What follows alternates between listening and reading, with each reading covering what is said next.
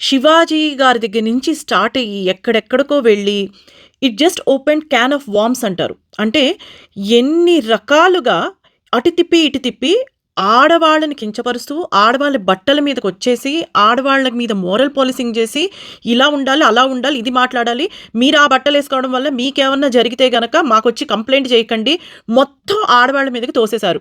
నేను అనసూయ గారి ఫ్యాన్ కాదు అండ్ నేను ఆవిడ షోస్ కూడా ఎప్పుడు చూడలేదు.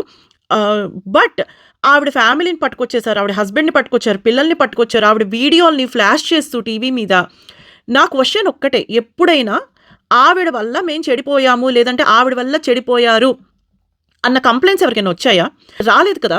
అలాంటప్పుడు ఆవిడని ఎందుకు పట్టుకొచ్చారు? ఎందుకు అంటే it is very easy to defame, demoralise and to do character assassination for a women. Very easy soft targets ఎప్పుడైనా కూడాను. సో వెళ్ళి ఆవిడ ఒపీనియన్ అడిగారు, శివాజీ గారు ఇట్లా అంటే మీ ఒపీనియన్ ఏంటి అని. ఆవిడ ఒపీనియన్ చెప్పారు. ఒపీనియన్ చెప్పినప్పుడు మీ అందరికీ ప్రాబ్లం ఏంటి? ఆవిడ ఎప్పుడైనా మీ పిల్లలకి ఇలాంటి బట్టలేసి పంపించండి అని చెప్పలేదు కదా! This is exactly where the problem is. అసలు స్టార్ట్ చేసింది ఒక మగతను, శివాజీ అనే ఆయన స్టార్ట్ చేసి, ఆయన నోట్లోంచి బూతులు కూడా వస్తే ఆయన సారీ చెప్పేశారు. సారీ చెప్పగానే అందరూ మర్చిపోయి వెళ్ళిపోయారు. ఏమీ తప్పు లేని అనసూయ గారిని తీసుకొచ్చి ఆ వెధవ టీవీ ఛానల్స్ వాళ్ళకి కూడా బుద్ధి లేదు. మోస్ట్ అనెథికల్ టీవీ ఛానల్స్ అవన్నీ. We should ban watching them. We should actually file police complaints on those TV channels which are flashing the visuals. You are not understanding that you are causing mental trauma to a woman who has no relationship with this case only because she's a woman. Very very unfortunate. అంటే మన society వెనక్కి వెళ్ళిపోవడానికి ఆడవాళ్ళ బట్టలు కాదండి, ఇలాంటి mentality. And ఈవిడ వచ్చి ఏమేం మాట్లాడుతున్నారు, అసలు ఆవిడ పొలిటికల్ లీడర్ట. నేను అంతకుముందు వీడియో చేసినప్పుడు నాకు తెలియదు అసలు ఆవిడ పొలిటికల్ లీడర్ అని.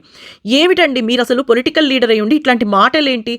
ఝాన్సీ సుమ మంచి బట్టలు వేసుకున్నారు కాబట్టి వాళ్ళకి షోస్ వస్తున్నాయి అంటున్నారు, which is very nice, praise చేయండి. కానీ వేరే వాళ్ళు ఎందుకు కంపేర్ చేస్తున్నారు అలాగా?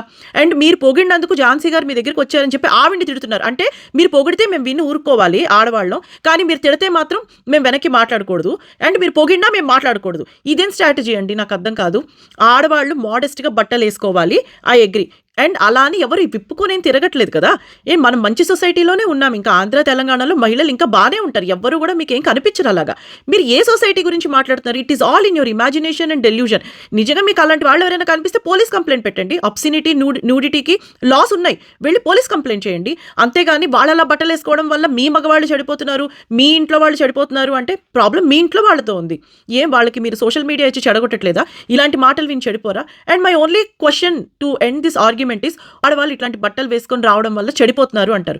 మరి మగ హీరోలు అందరూ వాళ్ళకన్నా 20 ఏళ్ళు 30 ఏళ్ళు చిన్నవాళ్లతో రొమాన్స్ చేస్తూ, వాళ్ళ నడుములు గిల్లుతూ, వాళ్ళని హగ్ చేసుకుంటూ ముద్దులు పెట్టుకుంటుంటే మరి అప్పుడు చెడిపోరా అండి మగవాళ్ళు? అప్పుడు లేని ప్రాబ్లం ఇప్పుడు ఎలా వస్తుంది?